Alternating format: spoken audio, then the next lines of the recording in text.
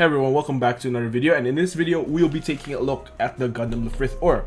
And if you're wondering why I have the box opened right here, it's because I already did a review on I already opened the box and everything, and the audio kind of got ruined and stuff happened in between, so I had to re-record this, and this is re-recorded. So yeah, anyways, let's just get into the box because I already opened this box and I already took a look at everything basically. So let's just speed run this because I've already done this like once or twice before, and I have to retake this video again, which is kind of a bummer. So let's just quickly take a look at this.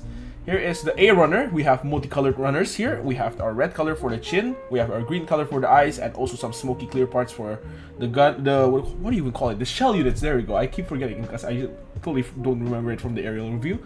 Those are for the shell units here, and also we have the turquoise parts here.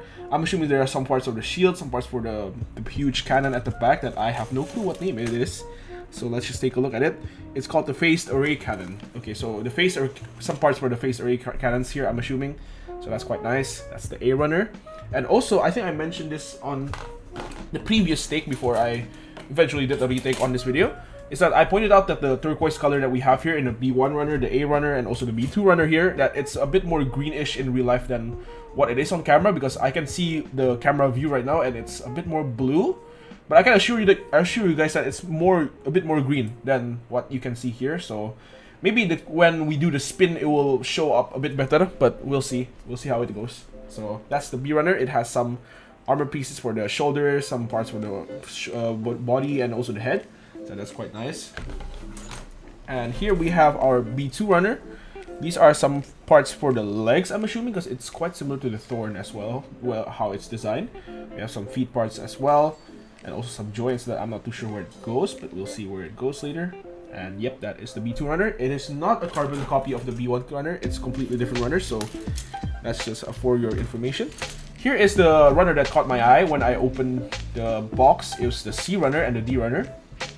These are a bit more metallic than usual, which is quite interesting, and I'm quite excited to see how this looks on the finished mobile suit. So yeah, we'll be taking a look at that later. And next we have our D runner here. These are some parts for the machine gun, as well as some beam saber, and also, so I think this is for the waist unit, and some for the phase array cannon. So that's quite nice. We have our metallic color. And also, I forgot to mention again, we have widespread open hands for both of them, which is really cool, and I think the aerials should have had it, but they didn't have it, so that's quite of a bummer. But hey, we have widespread open hands for this one, which is really nice.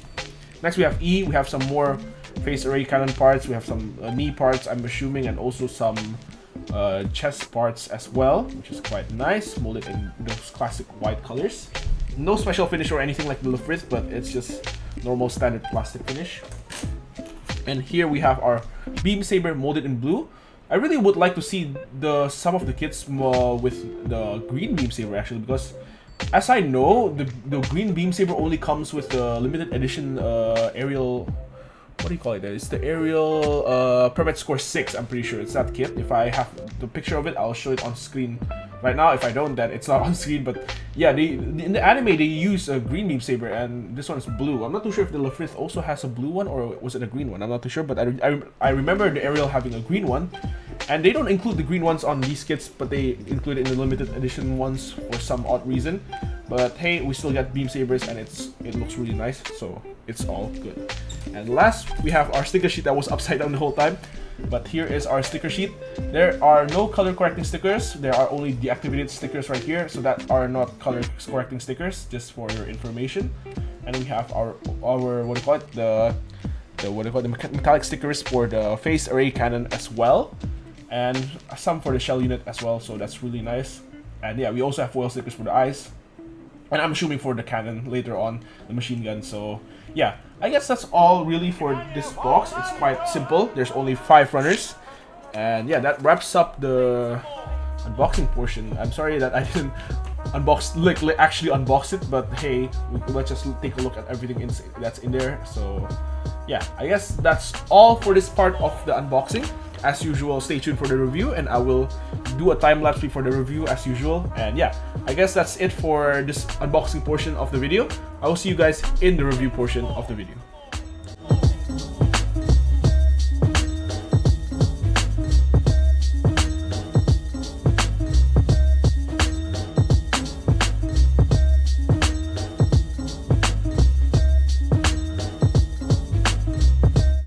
Okay, welcome back everyone, and here is the finished build of the Lfrith Ur. And I have to say that this kit is actually way better than I expected it to be, because I have the Thorn with me on the side here. Yeah, the experience with the Thorn was alright, but I feel like there are some minor problems with it. I feel like the design was a bit more iffy, but overall it's a really good build for the Thorn. But for the Ur, however, I feel like it's a more complete kit rather than the Thorn, I would say, because overall, in my opinion, it looks way better than the Thorn, and there are so many better concepts of the stuff they implemented here, which is way better in my opinion. So yeah, let's just take a look at what makes me like this kit a lot. So I'm just gonna move away the turntable for a bit, and first thing I really like is the feet. Actually, I'm just gonna take this off first because it's gonna take up a lot of space and it's gonna hinder some stuff. I'm gonna take off the backpack as well so we can see the main mobile suit itself. First of all, I really like the legs because it's way more stable than the Thorn. So I'm just gonna do a comparison with the Thorn a bit. I feel like this feet design is a bit more wonky sometimes. I find it a bit weird. So yeah, I really didn't like the legs that much, the of the Thorn. But here in the Ur, it is really nice. It's really flat. It's really cool. However, there's only one part that's a bit missing. I feel like the bottom part is supposed to be black. I think it's not color accurate yet, so you have to paint that in. It's the one after this panel. If this camera would focus, let's see if it would focus for a while. There we go. If you guys can see here, I'm gonna try to point with the beam saber because it's a bit hard to show. But around here, if the camera would focus again. Yeah, it's not focusing, but yeah, around this line it's supposed to be black. That there's a panel line here, it's supposed to be black in here, so it's not color accurate yet, but I don't expect anything much from a high grade kit, so that's all right in my opinion. So yeah, the legs are way better here. It's way more sturdy. It's molded in a nice part, and as I mentioned before, the black is a bit more metallic. I don't know if that's the case with this, but it seems like it's a bit more metallic on my Ur model. So yeah, it's less metallic on the what do you call it, the Thorn. So let me try to bring the light a bit closer now so you guys can see that the black actually has like a really nice finish to it.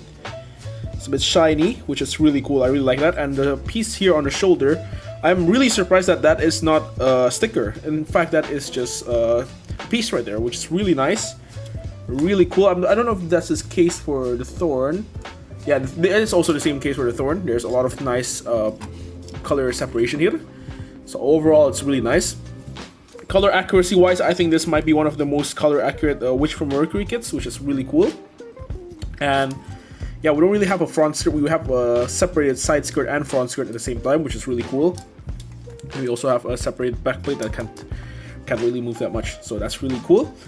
And yeah, let's move on to the articulation of this kit first. I actually haven't tested much of the articulation, so we'll see this for the first time as well. So let's try from the head. The head could tilt up quite far, which is really nice. Can tilt down a bit, which is really cool. For a really bulky head, this is really flexible, which is really nice. You can also do stuff like that. And also, I forgot to mention that the color separation on the head is really nice. You got those white parts sticking out a bit on the side of the head, which is really nice. And I really like the overall silhouette of the head. The shell unit also looks really nice, which is really good. So yeah, that's for the head. You can do that much. As for the armband, it's not too much. I don't know if it's the same with the Thorn. Actually, you know what? The Thorn could do a bit better. It could go a bit further. I don't know if you can see it because of the shield, but as you can see, it folds really nicely, which is good. And next, we also have this part, which also does the same thing. You can do this tilt motion as like per other kits as well. And there is also articulation on the shoulders, which is really good. As for the crouch, you can crouch a bit down, and you can have a bit of a side to side here, which is really good. And overall, really nice right there.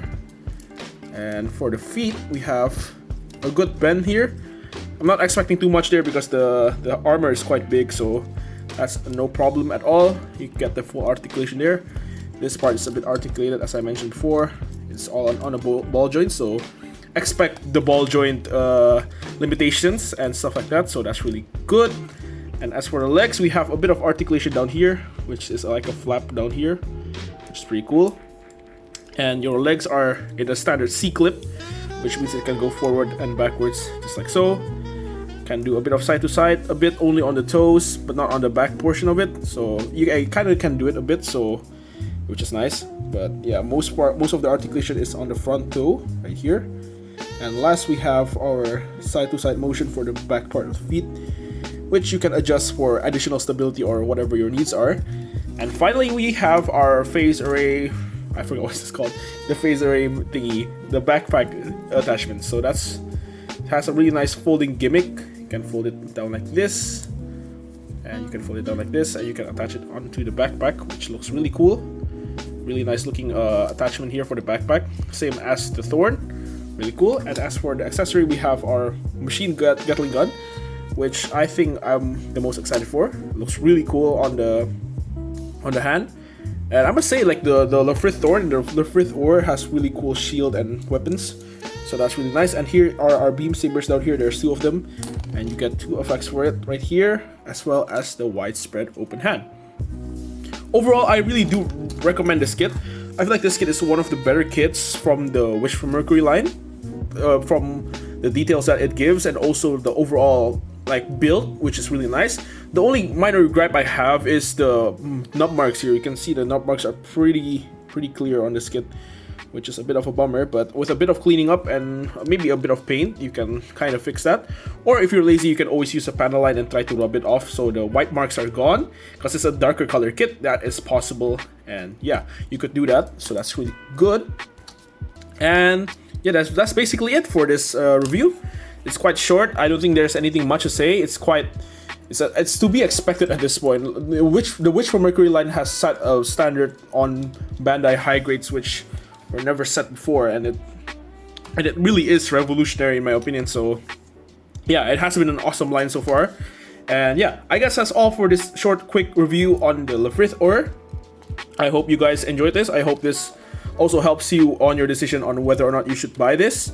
And I always recommend to buy it at retail price and do not buy it from scalpers, because it's not helping the market at all. So yeah, I suggest you should get this if you can get it in the right price. And it's always, I mean, with all of the Wish for Mercury kit lines, there are no really wrong answers of what kit you should buy. So yeah, this is a really must-have in my opinion. So yeah, I guess that's all for this video. Hit the like button and subscribe if you want to, and as usual, support my channel. And yeah, I guess that's all for this video. I will see you guys in the spin at the end as usual.